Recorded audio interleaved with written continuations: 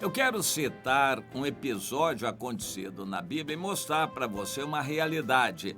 Quando um líder afrouxa, então o pecado toma conta. O ser humano é muito interessante. Dotado de livre-arbítrio, é capaz também de reconhecer a autoridade enquanto a autoridade está bem e a ordem está mantida.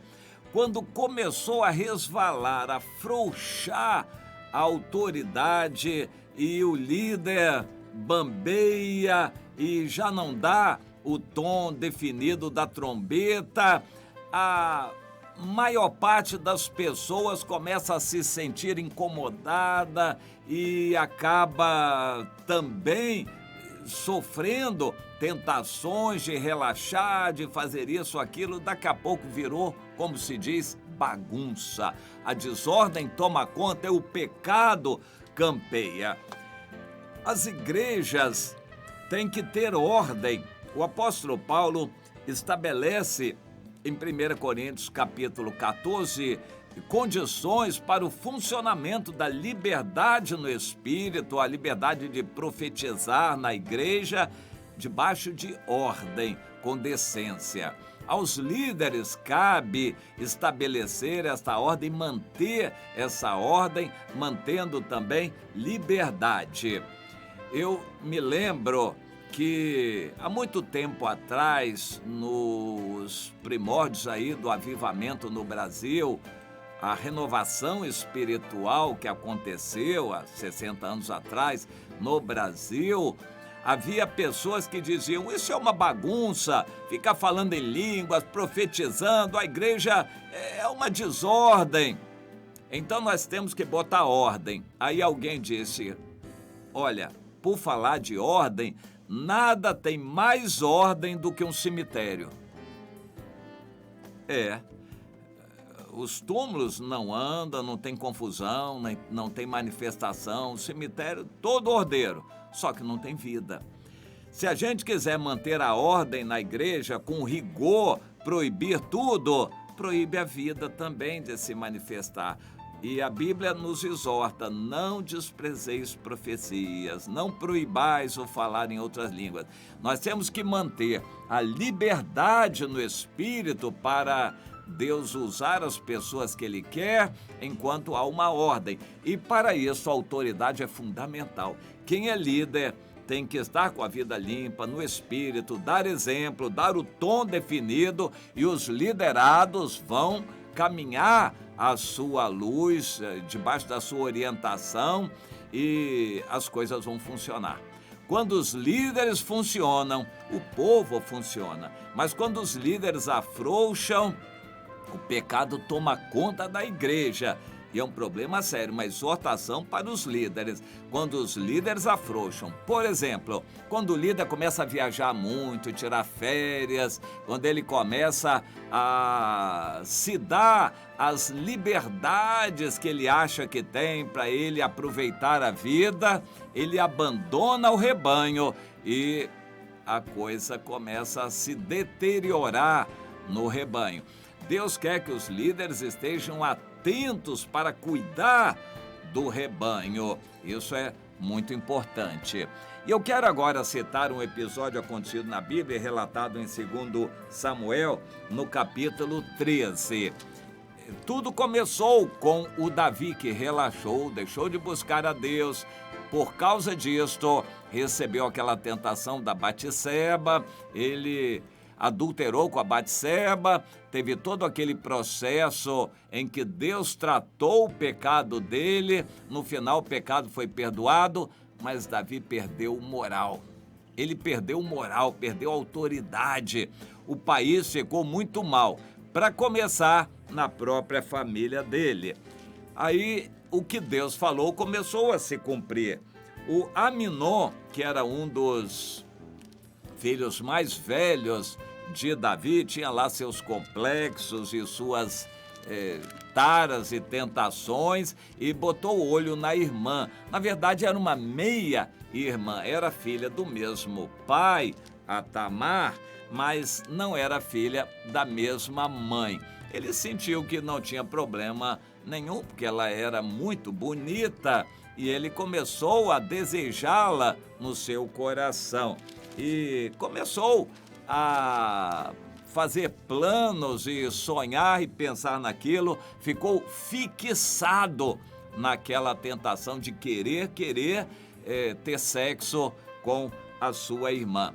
Planejou e executou aquilo até que forçou a sua irmã a ter sexo. Depois ele ficou decepcionado. Ele viu que não era aquela maravilha toda. Isto é decepção de muitos jovens que sonham quando estão desocupados. Preste atenção, porque isso é uma condição muito importante. O jovem tem que estar ocupado, as igrejas têm que estar atentas para isso, os líderes ocupar os jovens. A mente vazia acaba sendo oficina de Satanás. O jovem tem que estar ocupado com estudos, trabalho, reuniões e contato com os irmãos, mas sempre em atividades. O jovem não pode ficar parado, sozinho, acomodado. Ele tem que ter atividades. E quando o jovem fica muito parado, as tentações vêm à sua mente, começa a dar lugar a pensamentos estranhos, e foi o que aconteceu com o Aminon. E ele teve quem o aconselhasse. O diabo sempre vai colocar alguém assim no caminho para aconselhar para o mal. Faça isso, faça aquilo. E eu fico preocupado com nossos jovens. A nossa orientação na comunidade é que jovem nenhum se aproxime de outro jovem do outro sexo, a não ser com direção de Deus, tudo às claras e visando o casamento. Namoro por namoro, isso nem pensar, em qualquer idade. Tem que ser visando casamento. Caso contrário, vai dar ensejo ao pecado. E uma vez acontecido o pecado, Deus não vai deixar que o pecado fique escondido. Vai ter que confessar o pecado. Os irmãos vão saber daquele pecado para poder perdoar e amar aqueles que pecaram. Mas o pecado vai ter que ser colocado no ventilador mediante a confissão, e os outros vão ficar sabendo daquilo que aconteceu. Não tem esse negócio de ficar escondendo o pecado, porque não é de Deus. O pecado tem que ser tratado. O sangue de Jesus da cruz vale para perdoar todo o pecado, mas tem que ser tratado e colocado às claras. O Aminon se deu aqueles devaneios, sonhos, e até que cedeu à tentação de usar a força e a ajuda de outras pessoas para forçar a sua irmã. Preparou uma armadilha para que a sua irmã viesse à sua casa e mandou que os outros saíssem. Ele ficou sozinho com a irmã, pegou, agarrou e estuprou a irmã. Aquilo foi terrível. A irmã não sabia o que fazer, chorou desesperada. Ela foi ingênua, e a gente tem que orientar as meninas, moças, jovens, para não serem ingênuas, estarem atentas a essas situações. Mas ela foi ingênua e caiu naquela armadilha. O Aminon forçou. Antes ele estava apaixonado por ela, uma prova de que a paixão não é uma coisa boa. Dali a pouco ele estava odiando, e a Bíblia diz aqui no versículo 15 que ele sentiu pela sua irmã uma grande aversão, uma repulsa, e maior era a aversão que ele sentiu por ela do que o amor que lhe devotara antes. Ou seja, a paixão é enganosa, e a gente tem que fazê-la passar. O crente sincero tem que entender que a paixão não é de Deus. O amor tem base, é realista, mas a paixão é enganosa, e nós temos que estar atentos para isso. Aquela paixão passou rapidamente de um momento para o outro.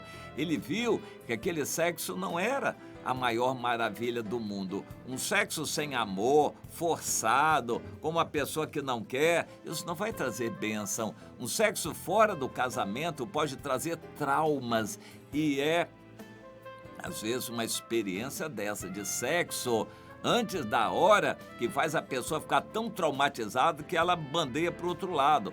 Ela acaba recebendo a palavra de Satanás de que aquele sexo não foi bom porque foi com uma pessoa do sexo oposto. Então, que ele deve ser homossexual para satisfazer a sua felicidade. O diabo vai colocar esse pensamento. O sexo fora do casamento, o sexo antes da hora é ruim, não é uma coisa boa. E Deus quer que isso seja falado para alertar os jovens. E foi o que aconteceu.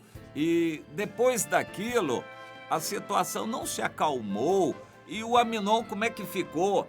E a Tamar, como é que ficou? No mínimo, eu acredito que a Tamar nunca mais se casou. Ela ficou horrorizada, eu acho que ela ficou traumatizada, com medo de homem.